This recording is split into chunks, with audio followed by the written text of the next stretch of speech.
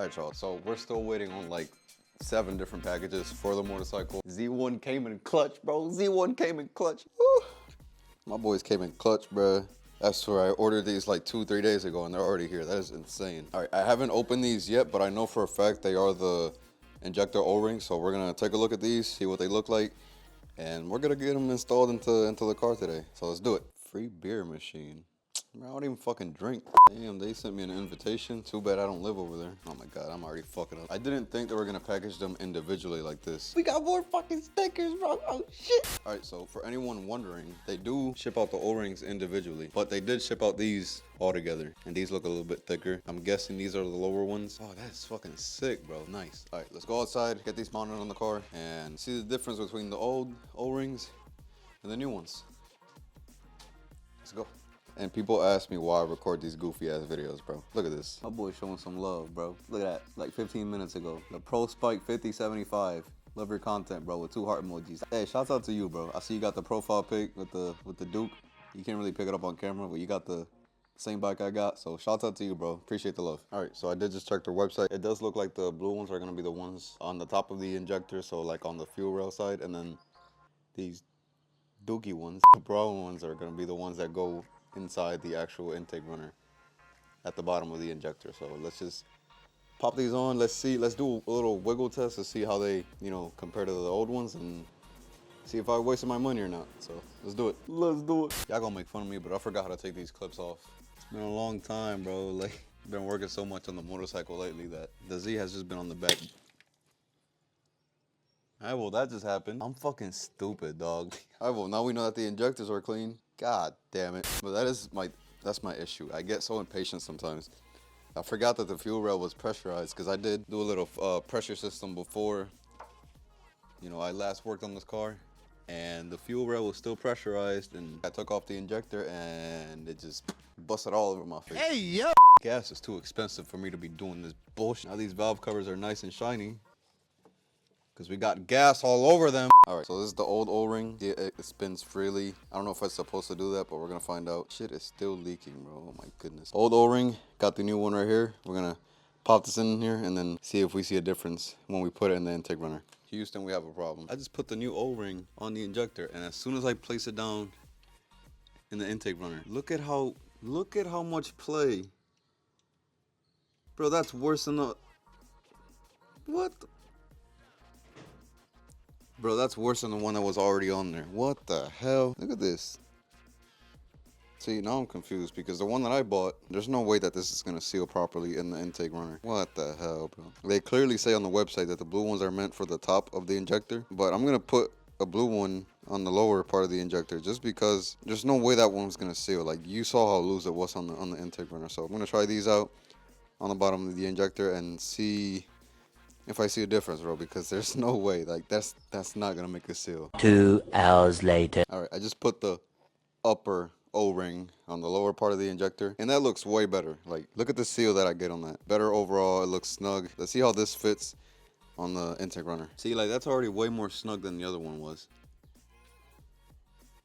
That's actually wild. All right, so we're getting a way better seal with the upper O-rings that we got from Z1, but we put them at the bottom of the injector instead of the top side. So I'm kind of confused now. The upper O-rings on the fuel rail, on the OEM fuel rail, did not look bad. So I might just put the lower O-rings that I got from Z1 on every single injector and see if that works out. There's no way I'm gonna put the brown ones that we got in the mail from them, bro. Like, that is just, the O-ring just looks way too skinny, way too small. And you guys saw that the injector was just wiggling side to side like crazy, so.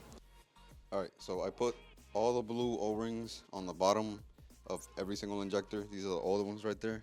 These ones right here, the brown ones, I don't know what I'm gonna do with them, just because these were supposed to be the ones for the lower half of the injector. They are too loose, bro, and I'm not gonna put that on the injector because I know it's gonna create some sort of a vacuum leak. All right, well, I guess now we tighten everything back up, get this lower plenum installed, the upper plenum as well, then get the intake on, connect all the vacuum hoses, all the sensors. Hopefully, fingers crossed, that was the issue. If not, we're just gonna rescan the car again and see, you know, if the car throws any codes, and we'll just go from there, bro. But at least we know now that the O-rings for the injectors are not the issue. 3 hours later. Oh my goodness, bro. Like, y'all not gonna believe this shit. So I'm tightening the bolts for the fuel rail, which is only like 4 bolts, 2 up here and 2 down here. And as I'm tightening the last bolt, you guys see that? Bro,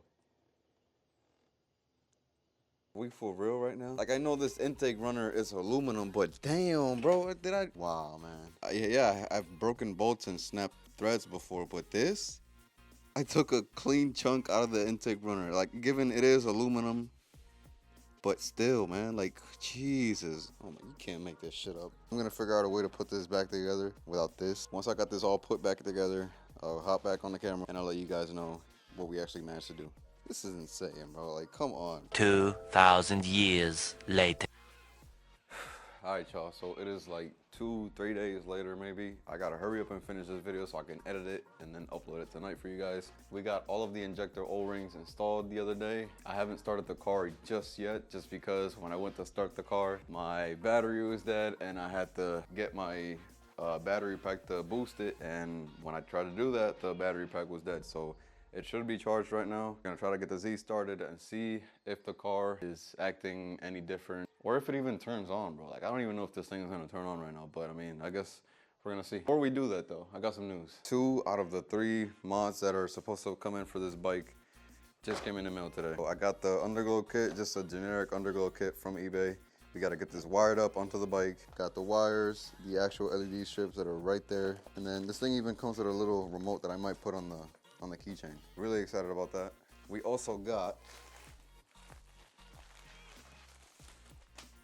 now y'all might be wondering what this is, but this is heat wrap, bro. Your boy be burning his legs, bro. I swear to God, at the stoplight, whenever I put my leg down, I'm not used to this exhaust like being right there and exposed like that. So whenever I put my leg down, in every video, bro, really, I would occasionally feel a lot of heat coming from this side. And on top of that, I think it's gonna make the bike look a hell of a lot cleaner, especially once we get it wrapped. Right here from the header, from the flange right there, all the way down, and just, you know, keep on wrapping it. On top of that, this pipe doesn't match this one. Like, you can kind of see this is like a stainless steel type of deal, and then this one looks more like a bronze, which is how they came from the factory, bro. But over time, you know, all that heat, rain, dust, and debris, it just changes the color a little bit. So hopefully we can make it a little bit more even with this nice heat wrap. I think it's gonna give the bike a much more aggressive look overall. And it's gonna be functional too, bro. It's not like we're just doing this just because. All right, enough of this thing. That's for next video. Let's move on to the car. Man, let's see if we're even gonna get lights in the dash with this thing. Oh my gosh, she is dead. All right, well, that's what this thing is for. You know, I know that I have all this wiring right here, and this shit is just a mess. But trust me, I'm gonna make sure I took all these wires, and I'm gonna make sure all these are, you know, put away nice and neat, so we won't be dealing with this spaghetti ass shit. Bro, you're not serious. I put this thing overnight and I charged it overnight. How the fuck? Oh my goodness, this is weak ass battery booster, bro.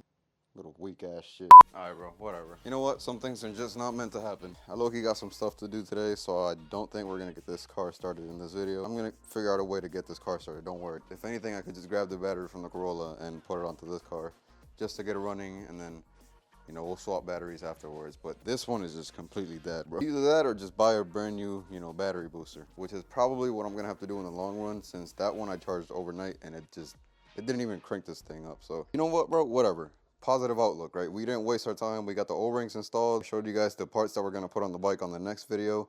And we did a little bit of work on the bike as well. So I'm a big believer, and even if you don't see a lot of progress at the moment, if you're doing the right steps to get there, it's still progress and it counts. I'm already sweating from that, bro. Just that alone.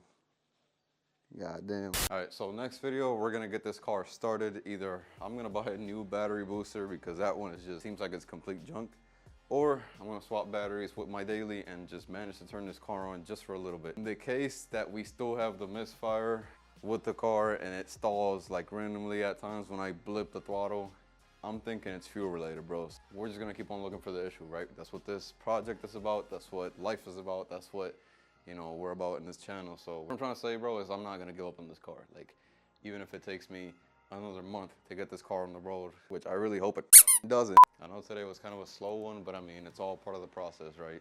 You stick with your boy a little bit longer, and we're gonna make this shit work. Both the bike and the car are gonna be on the road, and they're gonna be looking amazing, bro, I promise you. Anyways, y'all, that's it for today.